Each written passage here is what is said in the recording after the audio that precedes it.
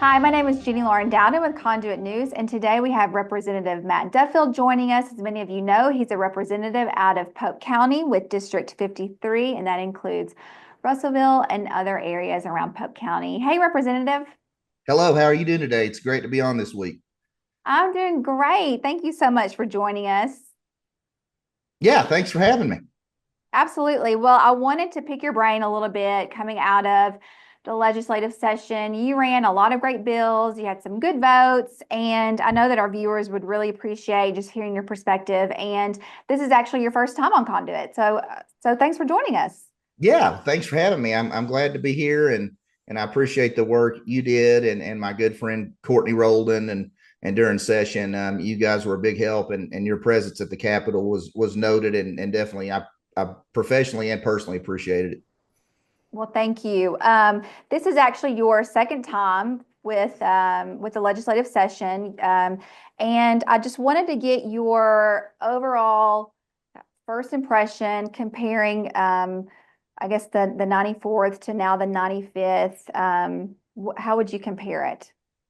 Well, for myself, it was completely different. And so there's a couple layers to that. One is obviously your second term, you have a better understanding of the process, the rules, how things work.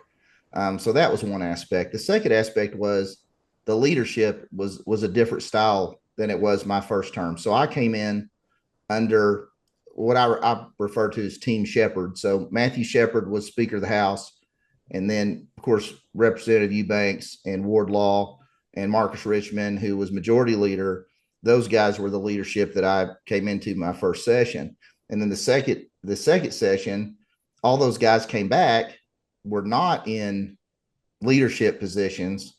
And we were under Representative Brian Evans. So it was just two different styles of leadership. And so we were dealing with different people. So that in combination of just having more experience, it was just a different session altogether. Do you feel like the House, like you guys were more aligned this session? That's an interesting question. I mean, in some ways, yes. Um, the House, both sessions, I'll say this as far as how they were, uh, what they had in common was we really don't have, there's just not this fisticuffs that goes on in the House of Representatives, per se. Like, Yeah. it's not any real intense, you know, arguments that really go on. I mean, there's a few things that get a little bit heated every now and then, but and maybe my perspective's different with my background and what I think's a heated confrontation versus what someone else would. But Yeah. but I would say, yeah, I'd say everybody gets along pretty well, and that includes Democrats and Republicans for the most part. I mean, it seems to flow okay. At least that's my perspective from my experience. Yeah, I think overall watching the House, there seemed to be a somewhat there. Well, I'll say this. Uh, Something that I did hear over and over from a lot of legislators and people there often, I would hear, this session just feels weird. It just feels weird. What do you think people meant by that? Um, well, I can't speak for them, but I can say it was different. It was different. So, Yeah. well, back to the House leadership. So when I came in as a freshman, myself and my friends, good friends, especially now, Shad Pierce, Jeremy Woldridge, Bart Schultz, Trey Steimel, those guys. So we came in as freshmen and we had a really large class. And Yeah. Speaker Shepard and Representative Wardlaw, Eubanks, and Marcus Richmond, who is in the district right by me down here in Yale County, those guys really essentially took us under their wing and gave us many opportunities in their structure because that was Speaker Shepard's third term, and so they had a structure in the way they ran the House essentially, and so we were kind of a part of that structure, and as freshmen, um, you know they gave us the reins on a few things in that structure, and in this second session, it was more of a chips fall where they may approach. Hmm. And there's pros and cons to both. But essentially, it's like, well, we're going to let the bills roll and see where the votes are and stay out of it essentially. And again, there's pros and cons to that. But it was just two entirely different structures. My first session, John Eubanks was the pro tem. The second one, Carlton Wing, was the pro tem. And both good guys in their own right, but entirely different Sure. personalities and forms of leadership, Yeah. Yeah, that's really interesting. Your legislation, the bills that you ran really had a strong emphasis on public safety and protecting vulnerable groups. Talk to us about that and talk to us about just some of those bills that you ran. Yeah, sure. Well, I'll say this. I always say that my goal is to pass legislation that solves problems and does not create them. Mm. And the bills that you saw me run this session primarily were constituent driven. And so these were ideas that were brought to me. So for example, I have them here in front of me, and well, find the first one I was going to talk about. Well, for instance, like, one that we pointed out was you had 1437, and that one Yes. prohibits registered sex offenders from entering water parks, kids' playgrounds and public parks. That is just common sense, smart legislation. What prompted that one? Yeah, well, it was actually the county sheriff here in Polk County. They brought it to me. They had some issues, and I actually heard from Hot Springs Village, the law enforcement there. They'd had a major issue, and so they actually the Friday before I was going to run the bill on a Monday, they proposed a language change, which helped them out at their swimming pools down there because they had a, a registered sex offender that I believe they said had hundreds of counts against him. Wow. And this guy Wow. just kept hanging out. And so they showed up, testified in favor of the bill. And I really appreciate that. Yeah. And we got it through, had some good support from the House Judiciary Committee on down the line, made the governor's desk. So, now these perverts can't come within 100 feet of these Yeah. swimming areas. So, and I got to give Representative Tosh some credit there as well. His background in law enforcement. I don't have a background in law enforcement. I just try and do what I think's the right thing to do and solve problems. And Representative Tosh, when I took the draft to him, he said, "Matt, we need to put an actual distance in here, which is 100 feet. It's what we decided upon." So when law enforcement shows up, when they get a call, they can show up and say, "Look, buddy, here, you got to come back here." And then, Yeah. eventually that was go on down the road. So that was great. While you're mentioning Tosh, you co-sponsored the squatting bill. That was 1049, one that we followed. Really good bill. Talk to us about that one briefly. yeah, a great bill. I'll just say this: Representative Tosh worked really, really hard on this because I know there were a lot of legalese in this bill. I think a lot of Arkansans thought it was already a law. Obviously, a lot of landlords knew that it was not, and Yeah. but he did a great job. And I remember his presentation that day. That's one that stuck in my mind. Mhm. And he really covered every base. I don't recall how long his presentation was, but he went up there and he had it. He checked every dotted every Yeah, I and crossed every T he and put a lot did. of effort into it. Yeah, that was a good bill. Also, you had Daisy's Law, Yes. House Bill 1824. Yes. So I'll say this: Daisy's Law was named after my rescue dog, whose name was Daisy, who passed Okay. away 5 or 6 years ago. So that's who I put the name on it to make it a tribute to her. So how this came about is we have a rescue here. It's actually in the district next to me in Stanberry's district over in Dover. It's called Nova Star Animal Rescue, and they do a great job. And I've worked with them in the past on several things. And essentially, there was a guy here in town. He had 15 dogs that in their view, they were being abused. And from what I saw, I believe they were. Well, it really wasn't clear as to what the process was with law enforcement procuring the animals when they're on death's door. And so essentially what we did, and the prosecutor here, Jeff Phillips, a great guy, he worked with me as well as our county sheriff. And we sat down and said, look, how can we solve this problem? Because it really turned into a deal. The officers were not 100% clear what they could do. Then the news Yeah. media got involved with the rescue and the officers. And essentially what this does is it just clarifies, look, if there's a dog or a cat, this has nothing to do with agriculture, by the way. This doesn't include horses, or this is just purely for dogs and cats. Okay. But if they're identified as they're being abused, law enforcement has the ability to go. Now they don't have to take a dog and throw it in the back of their car, nothing like that. We address that. But what this does, it allows them to go and work with the rescue to simply take the dog or the cat to the rescue temporarily is what we put in there. So if there was a potential mistake made or something, the owner does have a route to get the dog or cat back if that's the case. But I really don't see that being an issue here. This is going to be an issue to help save, dogs and cats who are, discarded on the sides, just left basically to die. So hopefully it'll Yeah. make a difference and make it easier on law enforcement and animal rescue. There was another bill that you talk about being constituent driven. This is for your district. And it was House Bill 1324 for bumping up the sale of fireworks, bumping that up a week. Talk to us about why you did that. Yeah, no, And I'm that sure they so love that yeah, oh yeah, back in yeah. Polk County.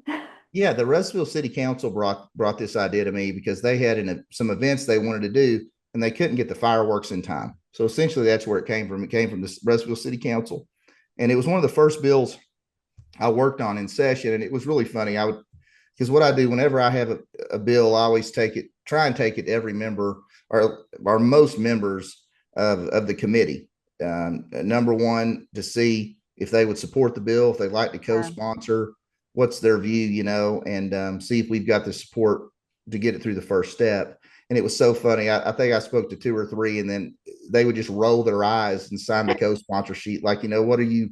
This is a no-brainer bill, But I try to cover all my bases because Yeah. you just never know. But it was overwhelmingly very supported in the city of Who Russellville. doesn't love fireworks?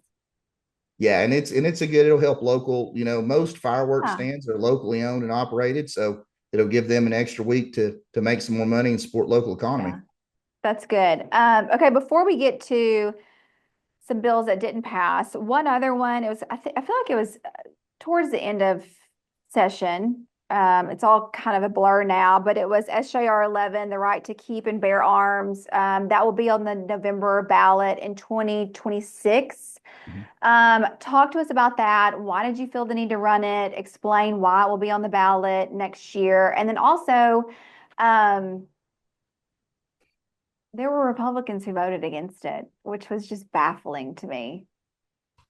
Yeah, and I'll say this: I don't recall the vote count, but I'm very thankful that it got through. So Yeah, this came from a great grassroots Second Amendment organization, Gun Owners of Arkansas, is where this concept came from. And Senator Payton took the lead over in the Senate side. We had 46 House co-sponsors, so we had a lot of support in the House. yeah, And he had, I don't recall the exact number, but he had several senators co-sponsor it. And to my surprise, I'll say this: since I've been in office, the Second Amendment hasn't really been much of a topic for most elected officials at the state level.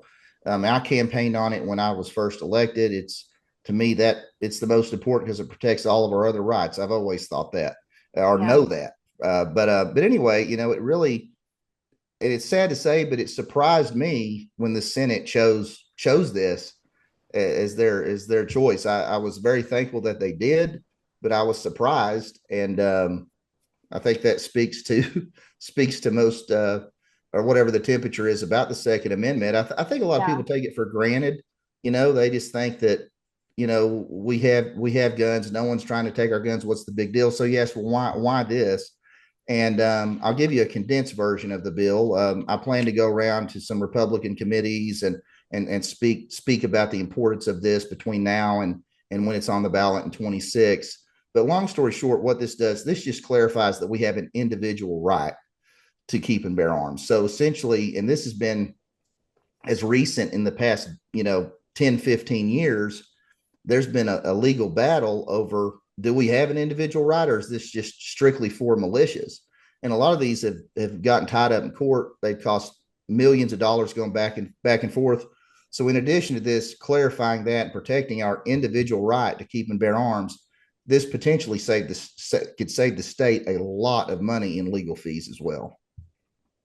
Were you surprised by, or was there any opposition, or did you hear from anyone who was like, we oppose this bill, or Duffield, I don't know about this. Did you hear any of that?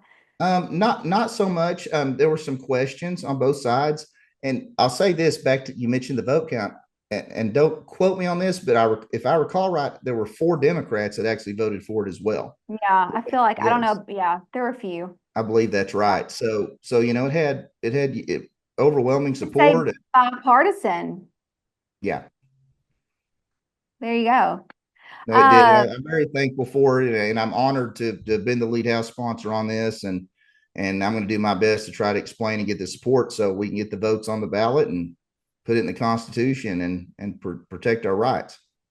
Sounds good. Also, another bill that you co-sponsored that failed was SB2, along with Senator Penzo. That was a fluoride bill that simply repealed the mandate that puts a toxin in our drinking water.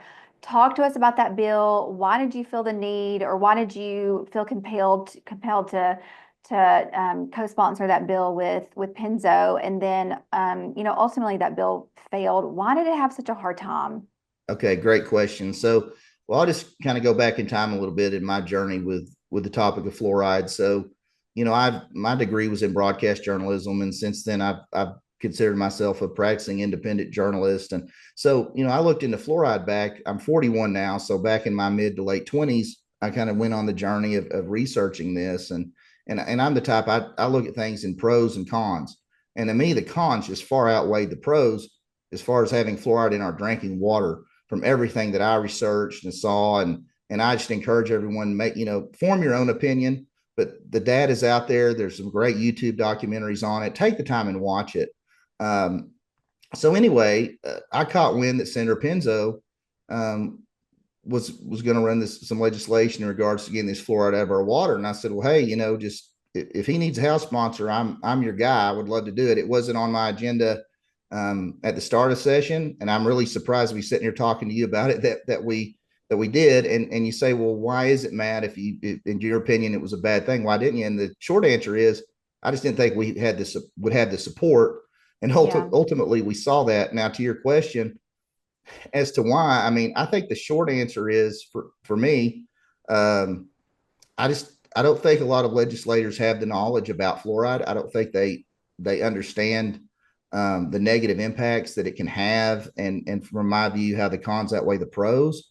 There was some misinformation, in my view, put out by lobbyists that in regards to what it would do and wouldn't do.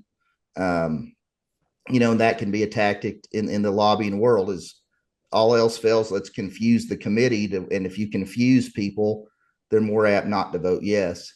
And I think that's what happened. I mean, I was disappointed the last time Penzo presented it in the Public Health Committee in the House. I was unable to be there in person, but I watched it as it was going. And, there were some very passionate people that were in agreement with myself and Penzo, Representative Ladyman, Bentley, Wayne Long, Cameron Cooper. That's off the top of my head. If I left some out, forgive me.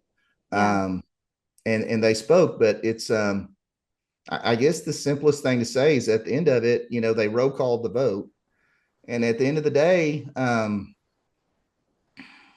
they didn't agree with or understood or heard what their colleagues said or what I stood for or what Penzo presented, because in my view, Senator Penzo did a great job of presenting it. I thought of all of his presentations, he always works hard presenting it. It's not the easiest topic to present, but I thought he hit a home run, and it was plain as day to me from my perspective.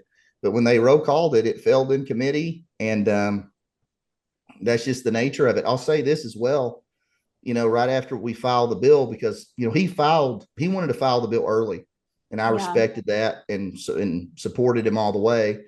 And once he did, I actually received a phone call from one of my local water companies here in Pope County. And they said, Representative Duffield, we just want you to know we had a board meeting last night and we took a vote and we all agreed with you that fluoride needs to be taken out of the water. and they just went on and on and on in support. So I was really gracious for the support that I received in Wow. my district in regards to that. Um, and in the future, I'm sure we're going to continue to work on it, and we'll try to do it again. Yeah, that was going to be my next question. If you think that y'all will, try to bring it back. I just saw a legislator from Florida tweet out that um, they removed fluoride from their water supply. There in Florida, it passed both chambers. It's being sent to DeSantis's desk to sign. They also, side note, passed a bill, banning chemtrails. Um, or modifying the weather there in Florida. They're just doing a lot of different things there in Florida. But it was really discouraging. I think there were a lot of things about the fluoride bill that were discouraging to watch, just the mechanism of it moving through the legislature and the committees, knowing that knowing that y'all filed it so early on. I think to a lot of people, there were questions about it. Is it intentionally being hung up in committee? Is this being sabotaged? Why is it having such a difficult time? Um, just a lot, is there a conflict of interest in Senate Public Health? Just a lot of questions, I think, and not just with Senate Bill 2, but several public health bills. Um, and I think kind of coming out of session, and that's why we do these interviews, and the impression of session is to say, okay, like, what went really well, what didn't go so great, and what can we learn and hopefully like do better next time. And I think Senate Bill 2 is a really good example of like, man, this went off the rails and this could have been done so much better. And in a way, the special interest groups won, and some of the legislators didn't do their job in getting this bill through. And it was a good bill that failed that shouldn't have. Well, and I appreciate your comments. I'll add this as well. RFK was very outspoken in his views of fluoride and how we want to get that stuff out of the water entirely. And Yeah, so and this all, it was just kind of a perfect storm. It's something I've yeah, always, felt passionate about. It was not on my agenda this session, like I said, because I just didn't think we had the support. And Senator Penzo took the reins, and I commend him for that. He ran a lot of bills this session. He's he a really did. hardworking He guy. did. And But and I well, told him that. I'll say this too. It can be frustrating, but at the end of the day, there's one vote I can control, and it's my own. And Yeah. and the guy that's been down there a lot longer than me, he told me that when I was getting frustrated about some things, he said, "Matt, just remember, you can only control one vote." He said, "That's it." So I thought that was good advice. For the most part, you did a good job. Um, Back to though, talking about RFK, it was really interesting also to see kind of the conversation on the federal level. You have RFK talking about fluoride or, whatever it may be. And then you also have there are several different like conversations happening on the federal level. Doge, wasteful spending, fluoride, make America healthy again, all of these conversations. And then you juxtapose that to, I think, what a lot of people would say on the state level, legislation that some would argue government growth, overreach, spending, expansion, things like that. Not passing easy make America healthy again bills like the fluoride one, just repealing a mandate that doesn't put the toxins in your water. Um, and so some people would say, man, like, are we really actually doing some of the things that they're doing on the federal level? And some would argue it doesn't seem that way. What would you say to that critique? Yeah, no, I think a lot of times, I think people who are not as involved in state level politics, like yourself and Conduit, I think they kind of had this mindset that we're just a reflection of national politics, and we're not. I mean that's obvious that it's not. I joked with people when we finished the session and I got back. I said, "Well, I've left the abyss. That's what I called it down there. So it was like 90 days. We're in this essentially a capsule is the way I Yeah. look at it. Yeah. And it's almost like we're cut off from the outside world, so to say. And everyone is so busy. I don't think most legislators are even watching national news, or at least if they are, they're not often. So, and since I've been in office, I try really hard to pay attention and read the Gazette every day and pay attention nationally to what's going on. I try my best to do that, to the very least to have an overview of it. Yeah. But I understand, and my background being a small business owner, Jenny, my thing's always the bottom line, and so when I look at state level budgets, and there's a lot to learn. And I'll say this, since I've been elected, there are some really, really good people that work at the Capitol down there that Yeah. they understand that budget, but it's up to us as legislators to go and sit down with these people and learn this stuff. And I've really made an effort since I've been elected to do that, but it just takes Yeah. time, and it's a big animal. But at the end of the day, we've got to be conscious of. I mean, we're talking about a lot of money, and it's our tax dollars. It's the Yeah. people's money. It is a lot of money. Okay, any other bills or, efforts that you worked on that you're like, man, this didn't pass this session, but would love to bring it back or work on it again? Any that come to mind? Well, not specifically, but I'll say this. The attitude towards medical marijuana, um, was disappointing to me this session.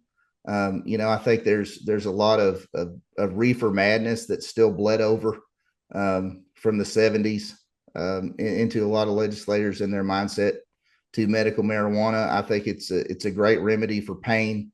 It's a non-addictive remedy for pain when you compare it to Yeah. opioid abuse and pain pills and things of that nature. So won't get into all the specifics, but I'd like to have seen some more headway in regards to help our medical marijuana patients. I think there was a mindset that if we do anything to help medical marijuana patients, we're moving the needle closer towards recreational marijuana use in the state of Arkansas. And in my view, that's just not the case. I didn't see that. I think it was all about helping people that have chronic pain. And so there were some interesting discussions on that. Not a lot, but there were some. And Okay. so that was something I was disappointed in, if you want to talk a policy. Yeah. You also filed a bill very early on in the session to make Good Friday a state holiday. That got nowhere. Yeah, that was really, it goes back to when I referenced this fireworks bill and I was talking to legislators and they just would roll their eyes like, why are you wasting my time? Of course, I'm going to support this, but you just never know. And Yeah. making Good Friday a state holiday. So where that came from was in my first session. If I'm not mistaken, I've got to think back, but our last day in session was on Good Friday, and Okay. that just really irked me. I thought, Yeah. why are we why are Yeah. we pardon the phrase, Meeting. why are we hell bent on working on Good Friday? Why Hmm. is that? Why could we not come back Monday or Tuesday? And that's where the idea kind of originated for me. And I thought, with the state holidays we currently have, to me, Good Friday deserves to be one of them. And so file the bill, but unfortunately, uh, we didn't have the votes to pursue it. But I definitely wanted to file it to get the conversation out there. I think So most Arkansans interesting. would support that Yeah. and be in Well, favor. schools And are, schools are closed, most of the time anyway for Good Friday. I think the majority of Arkansans would like that. I do too. And also, there's different ways that we can pursue this policy in the future. Do Yeah. we want all schools to be closed? Do we not? What about state employees? There's different ways to do it, and that's something we're going to sit down. I'm definitely going to pursue that again in the future. If Lord willing, I'm reelected, I definitely plan to look at that some more. Well, what are your plans for the future? That's a good question. I mean, my plan is simple. I want to be as effective as I can be for the people of the state of Arkansas to make the most change. And so Yeah. what that is I'm not 100% sure at this time, but the way I'm geared, when I get involved in something, which this is a new new direction in my life, being an elected official and working for the people. And so I want to take that as far as I can to make the most change. And essentially, I mean, help the most people. I know that sounds like a cliched political statement, but that's my goal. And where that is, I don't know. To me, timing's everything. 5 years ago, if we had met, I would not think that I'd be sitting here talking to you as a state representative. And here I am. Things work out, and I'm one of those people when the Lord opens a door, you got to see it and go through it. And so that's where I'm at, and we'll see. But I'm enjoying what I do. There's good and bad days in it, like everything. But there's some really, I'll say this as well. Before I was elected, I didn't understand the quality of people that are at the state capitol. And even though we may not agree on policy, and in my view, there's some misguidance in regards to fluoride, which is a topic you and I are both fairly passionate about. But they're really, really some good people, really nice people. And in my view, some of them may be even too nice in some instances, but they really are. There's a lot of good people and their heart's in the right place. So. Well, I wanted to ask you about that. We were talking off camera just a bit. One of the comments, and I've asked a few people about this, one of the comments that I've heard, or that I heard towards the end of session, I heard a lobbyist say, he was like, he said, of all the sessions that I've worked, he said, whether you were a legislator or a lobbyist, he's like, this was by far the hardest session I've ever had to work. And I thought that was so interesting. I wonder what he meant by that. But like, what is your perception? And do you think, I don't know what it's like as a legislator, but, I think probably for a lot of Arkansans, they probably think that, money is a great influencer there at the Capitol. I don't know if that's necessarily to be true, but, what is your perception, or what is it like for you there? And do you think that, the special interest groups and the lobbyists, some would say that, they are more influential now, more than they really have been thus far in state politics? Yeah, well, I can't speak to how influential they are now versus the past, because I've been down there now. This is year 3. But I think a misconception is, it goes back to blurring the lines of national politics and state.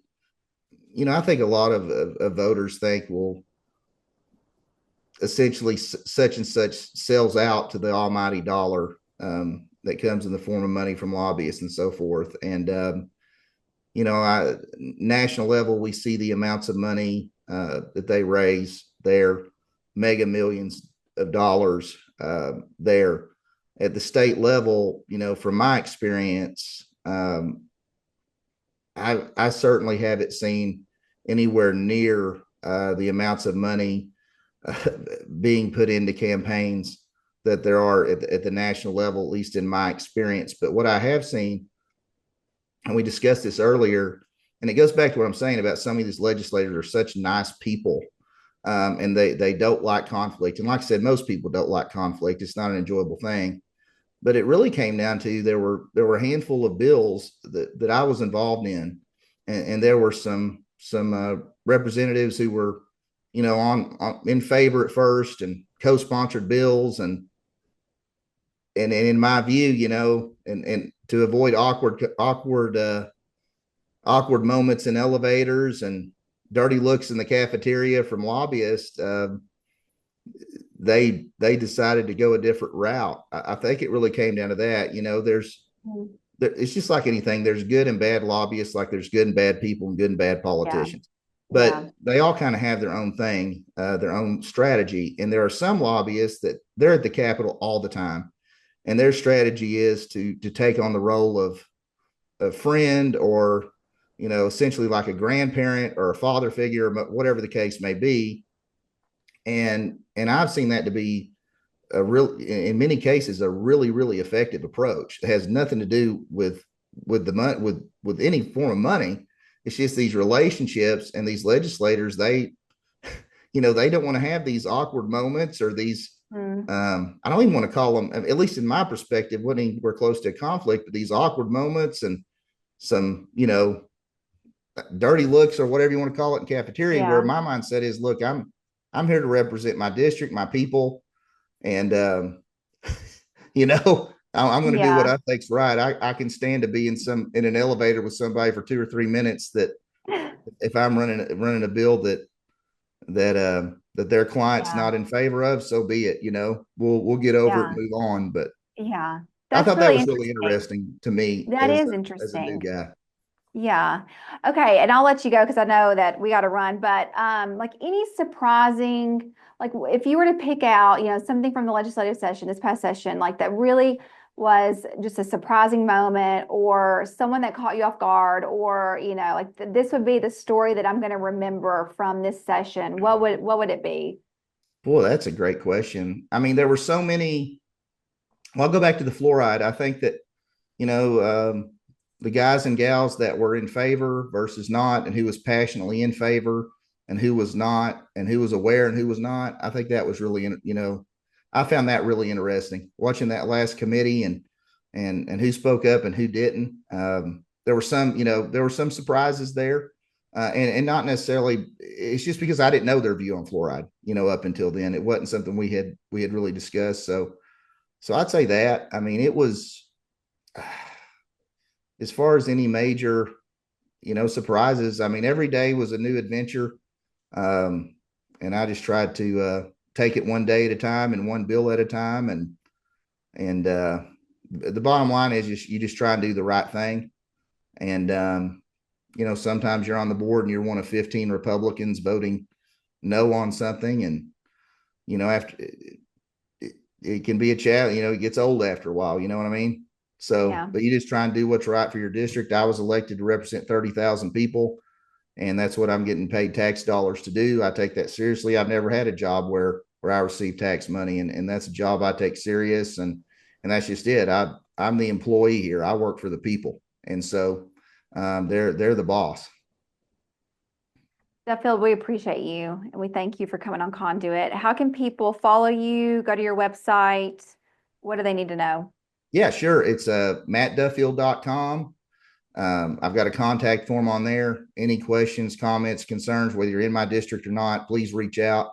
My phone number is 888-WIN-MATT. I'm kind of proud about that. Everybody always a snigger. And I'll just say this, how that came about, my background in marketing and promotion in the pro wrestling business. When I first decided to run for office, I went to an event in Little Rock. It was for the Chiropractors Association. In this particular event, there were a dozen or so candidates that spoke. And they'd get done and they'd say, well, you can call my cell phone anytime at 501-999-2030. And like, man, Yeah, nobody's getting this number. And yeah, so I did some research online and I found the companies it's brilliant. where you can get a custom number, like for It's so example, smart. Rainwater Sexton, they have billboards all over the state, dial 888, just keep dialing 8. Well, that was kind of this, where they came from. And, if you pass a billboard and again, you see a picture and a name and a business and it says dial 501-27, whatever, you're not going to remember it. You're And so I right. just thought, why not do that? And I had some different ideas. And anyway, 888-WIN-MATT was available. And so that's what I went with so people could It's so remember it. smart. That is great marketing. I know. We didn't even talk about your pro wrestling days. We'll have to do that the next time you come on Conduit. Oh, I'd love to. It was a good journey and I enjoyed it. It certainly I promoted wrestling as well. And when I ran a campaign, it was like promoting a wrestling event all over again, essentially. So, I bet you were like, I want to body slam that person over there, but I can't. That's how I would feel. well, I'm just there's a lot kidding. of Just similarities we kidding. can discuss. I'm sure. Well, Matt, thank you so much. I hope you come on Conduit again soon. I'd love to, and I appreciate you. I appreciate you. I appreciate your work. Thank you, Conduit, for having me on. I appreciate all you guys. Have a good one. All right, we'll talk soon.